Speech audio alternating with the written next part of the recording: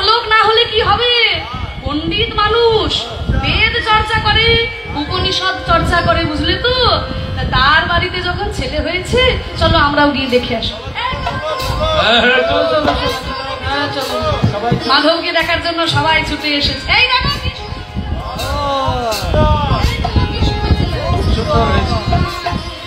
এবার উলুধ্বনি শঙ্খধ্বনি করে নারীগণ, উলুধ্বনি শঙ্খধ্বনি করে নারীগণ, ওই উলুধ্বনি শঙ্খধ্বনি করে নারীগণ,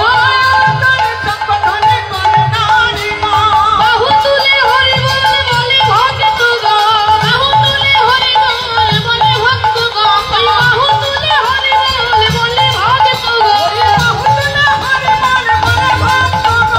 হরি হরি বলে, হরি হরি বলে,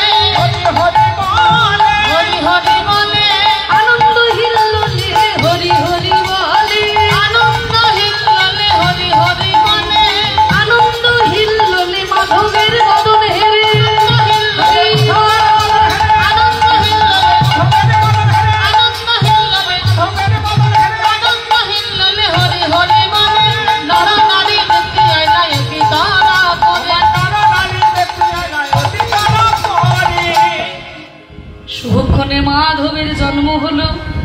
আর মাধবকে দেখে সনাতন দাস এবং পদ্মাবতী দেবী দুজনে মিলে ঢাক ঢোল পিটিয়ে আনন্দ করবে। কি ঢাক ঢোল পিটিয়ে আনন্দ করছে না গো, দুজনে বসে বসে মাধবকে কোলে করে নিয়ে আজ হরিনাম গাইছে, আজ হরিনাম গাইছে, দেখো হরিনাম গাইছে, দেখো হরিনাম গাইছে, মাধবের জনম কালে হরিনাম গাইছে, মাধবের জনম কালে হরিনাম গাইছে।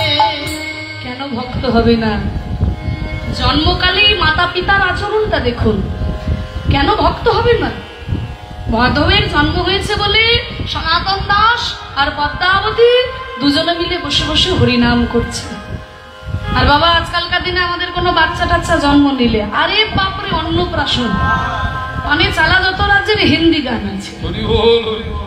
কি বলেন বাবা? বুঝুক বা না বুঝুক, হিন্দি গান চললেই হলো। লারি লাপ্পা এক ঘর থেকে হিন্দি গান চালিয়ে দিল, এটা নাকি কালচার। লেখা থাকে কালচারাল প্রোগ্রাম, আর হচ্ছে কি হিন্দি গানের নাচ। আর যদি বাংলা গান চালায়, কি গান চালাই গো? হ্যাঁ, যা গান চলবে চলুক। এখন যা বেরিয়েছে গান যা হবে হোক, মাঝে মাঝে ডিজে ডিজে ডিজে বাবারে, আপনাদের এদিকে কি হয় জানি না, আমাদের এদিকে আবার মেদিনীপুরের দিকে, হুগলির দিকেও দেখেছি, সে একটা লরির মধ্যে বক্স বাঁধে, জানেন তো, মানে একদম উঁচু পর্যন্ত, এত উঁচু দেখা যায় না, সব পরপর পরপর বক্স চাপানো আছে, তার উপরে মনে হয় 25 থেকে 50টা চোখ, আর তার শুধু কোনো গান বাজে না, শুধু গুম গুম গুম গুম করে আওয়াজ।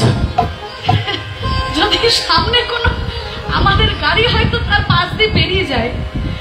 এক জায়গায় লক্ষ্মী পুজোতে গান করতে গেছিলাম, মানে মেদিনীপুরে লক্ষ্মী পুজোতে এক জায়গায় গান করতে গেছি, জায়গাটার নামটা মনে পড়ছে না। যখন থেকে গেছি দুপুরবেলায় হয়তো পৌঁছেছি, সন্ধ্যাবেলায় গান হবে, লক্ষ্মী পুজো, লক্ষ্মী ঠাকুরের পুজো হয়েছে সেই দিনে, রাত্রেবেলায় লক্ষ্মী পুজো হবে। তার লক্ষ্মী পুজো হবে একদিকে, আর একদিকে কীর্তন। আর বাবারে দুপুর বেলা থেকে ওই যে বক্স, একটা বক্স চাপিয়েছে, মানে 50টা থেকে 100টা বক্স হবে, আর শুধু ওই ঘুম ঘুম ঘুম ঘুম করে বাজে। তা আমি বললাম, দাদা আপনারা তো এত ঘটা করে লক্ষ্মী পুজো করছেন, তো লক্ষ্মী তো আপনাদের গ্রামে আসার আগেই পালিয়ে যাবে। এইভাবে যদি আওয়াজ করে, তার সামনে মানুষ দাঁড়িয়ে থাকতে পারেন না, তো মা লক্ষ্মী ওখানে কি করে দাঁড়িয়ে থাকবে? শুধু গ্রামে ঢোকার আগেই পালিয়ে যাবে। তোরাই আনন্দ করো বাবা, আমাকে আর থাকতে হবে। তা এই সব বাজাচ্ছে বাচ্চার জন্মদিনে, তাহলে বলুন ওই বাচ্চাটা কি বড় হয়ে ভক্ত হবে? সেই বাচ্চাটা বড় হয়ে ভক্ত হবে? তাহলে পিতামাতার আচরণই স্থির করে দেয় যে সন্তান বড় হয়ে কৃষ্ণ ভক্ত হবে নাকি অমানুষ তৈরি হবে। সন্তানদের একটু কৃষ্ণ ভক্ত করে তোলার চেষ্টা করো মা গো, জানবে যে এই সন্তান কৃষ্ণ ভক্ত হবে সেই সন্তান কোনোদিনই তার পিতামাতাকে না খাইয়ে নিজে ভালো মন্দ খেতে পারবে না। যে সন্তান প্রকৃত কৃষ্ণ ভক্ত হবে সে কোনোদিনই তার পিতামাতাকে অসম্মান করতে পারবে না।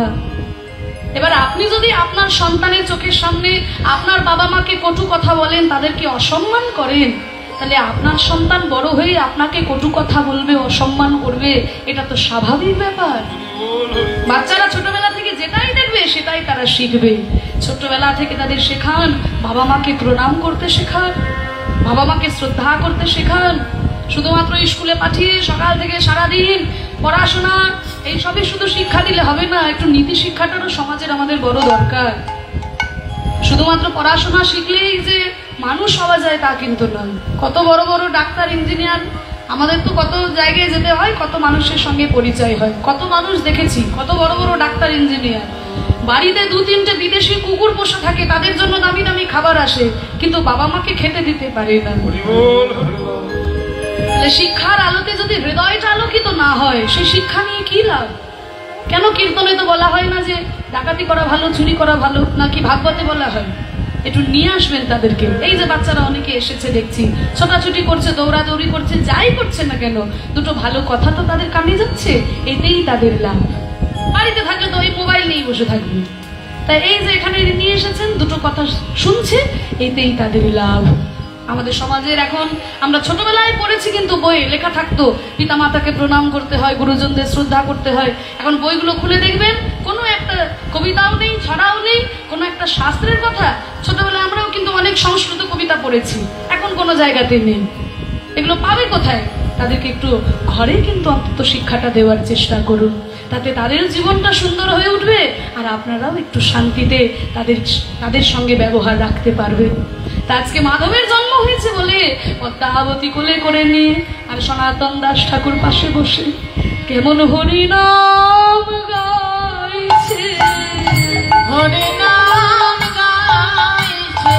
ভক্ত মাধবের জন্মকালে হরিনাম গাইছে, মাধবের জন্মকালে ওই সনাতন দাস আর পদ্মাবতী মাধবের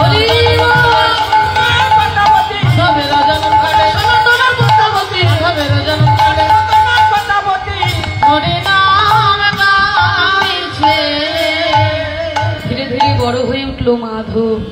ছোট্ট ছেলে মাধব, কিন্তু জন্মের কিছুদিন পরেই পদ্মাবতীর দেবীর স্ত্রী সনাতন দাস ঠাকুর ভিক্ষা করে তার দিন যায়। ব্রাহ্মণ পণ্ডিত, কিন্তু ভিক্ষা করে দিন যায়।